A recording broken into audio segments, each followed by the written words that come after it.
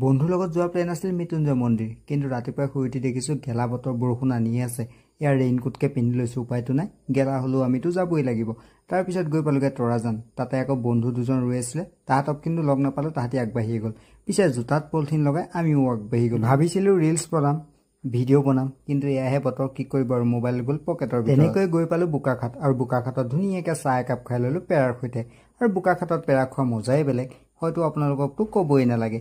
পিছে এজনৰ ৰেইনকোট নাছিল, আকৌ 1000 টকা দি ৰেইনকোট কিনি আহিলে।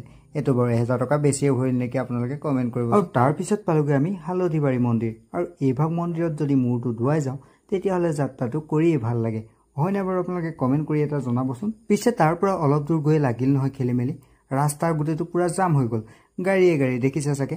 আমিও আগুৱাই গৈ থাকিলোঁ, কাৰণ বাইক লৈ গ'লে সেইটোৱে সুবিধা। আৰু তাৰপিছত দেখিলোঁ এজোপা প্ৰকাণ্ড গছ ৰাস্তাত পৰি আছে। গাড়ীবোৰ ৰৈ থকাতে থাকিলে, আমি কিন্তু আমাৰ ৰাস্তা বিচাৰি ল'লোঁ।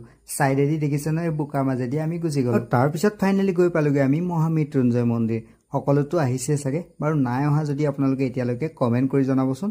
আৰু তাৰপিছত ভালো লাগিলে, মৃত্যুঞ্জয় মন্দিৰ পোৱালে বতৰো মুকলি হৈ গ'ল, আৰু কিমান ধুনীয়া লাগিছে। ইয়াত পাৰ্কিং কৰিবলৈ বৰ টনা আজোৰা কৰে, কিমানে যে টানিছিলে, কিন্তু আমি তাত নাৰাখি বাউণ্ডৰীৰ ভিতৰলৈকে সোমোৱাই দিলোঁ, কাৰণ তাত আমাৰ 1 টকাও দিবলগীয়া নহ'ল। তাৰপিছত ওচৰৰ দাদা এজনৰ দোকানৰ পৰাই 100 টকা দি এখন পূজাৰ থালি ল'লোঁ। এই যে থালিখন দেখিছে, এয়া 100 টকা, ইয়াতে সকলো দি দিয়া হয়।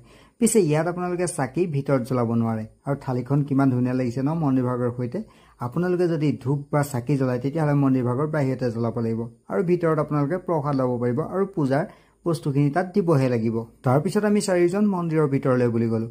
পিছে মন্দিৰৰ ভিতৰতহে সোমাই গম পালোঁ ইয়াত কেমেৰা এলাও নাই, আৰু যেতিয়া আমি গম পালোঁ তেতিয়ালৈ মোৰ ভিডিঅ' কৰি হৈয়ে গ'ল। বাৰু পূজা কৰি হৈ গ'ল, আজি মৃত্যুঞ্জয় মন্দিৰ চালোঁ, আৰু এয়া মোৰ হৈছে 4 নম্বৰ বাৰ। আগতে 2-3 চাইকেল লৈ আহিছিলোঁ মৃত্যুঞ্জয় মন্দিৰলৈ। পিছে আজি বন্ধুৰ লগত বাইক লৈ আহি মজা লাগিলে। আৰু এয়া প্ৰসাদ ল'বলৈ আমি লাইন পাতি আছোঁ। প্ৰসাদ এনেকৈ দিয়া হয় পূজা কৰাৰ পিছত। ইয়াৰ প্ৰসাদো ল'লোঁ, আৰু তাৰপিছত দেখিলোঁ কাছ, পুখুৰীটোত বহুত বেছি কাছ আছে, এয়া দেখিছে নহয়। আৰু তাৰে অলপ মজা ল'লোঁ। তাৰপিছত বোলে গছৰ ৰছী বান্ধিব লাগে, সেইকাৰণে গছজোপাতে ৰছীডাল বান্ধিলোঁ। আৰু তাৰপিছত আমি ওলালোঁ বৰদোৱালৈ বুলি। বৰদোৱা ভিডিঅ' নেক্সট ভিডিঅ'ত আহি আছে, তাৰ বাবে আপোনালোকে ৱেইট কৰক। এইটো ভিডিঅ' ইমানেই আছিলে, আৰু যদি ভাল লাগিলে এটা লাইক কৰিব, আৰু যদি বেয়া লাগিছে এটা কমেণ্ট কৰি জনাই দিব। আজিলৈ বাই বাই, নেক্সট ভিডিঅ' আহি আছে।